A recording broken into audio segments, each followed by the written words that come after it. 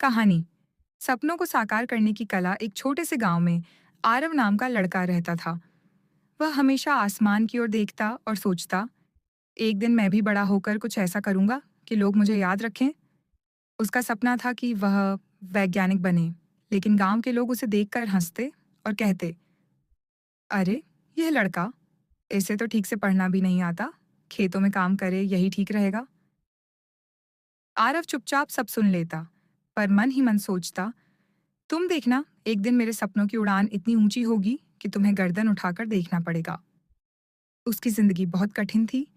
घर में इतना पैसा नहीं था कि हर साल नई किताबें मिल सकें। अक्सर वह पुराने फटे पन्नों से काम चलाता।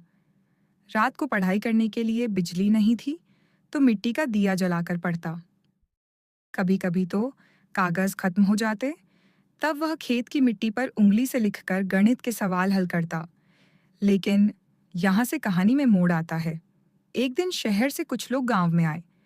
वे किसानों की फसल का सर्वे कर रहे थे। उन्होंने देखा कि खेत के किनारे एक दुबला पतला लड़का रेत पर कुछ लिख रहा है। वे चकित हो गए।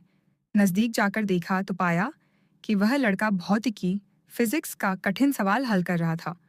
उन्होंने पूछा, तुम्हें ये सब किसने सिखाया? आरव ने मुस्कुराते हुए कहा, मेरे सपनों ने। उनमें से एक व्यक्ति विश्वविद्यालय का प्रोफेसर था। उसने आरव की आंखों में जुनून देखा और उसी पल ठान लिया कि इस लड़के को आगे बढ़ाना है। आरव को छात्रवृत्ति मिली। वह शहर जाकर पढ़ाई करने लगा।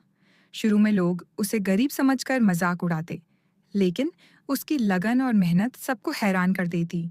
सालों की मेहनत के बाद एक दिन उसने ऐसी मशीन बना डाली जो किसानों की कमाई को दोगुना कर सकती थी। मशीन का प्रदर्शन जब गांव में हुआ तो लोग स्तब्ध रह गए। वही लोग जिन्होंने कभी उसके सपनों पर हंसी उड़ाई थी, अब तालियां बजाकर कहते थे, यह हमारा आरव है, जिसने असंभव को संभव कर दिखाया।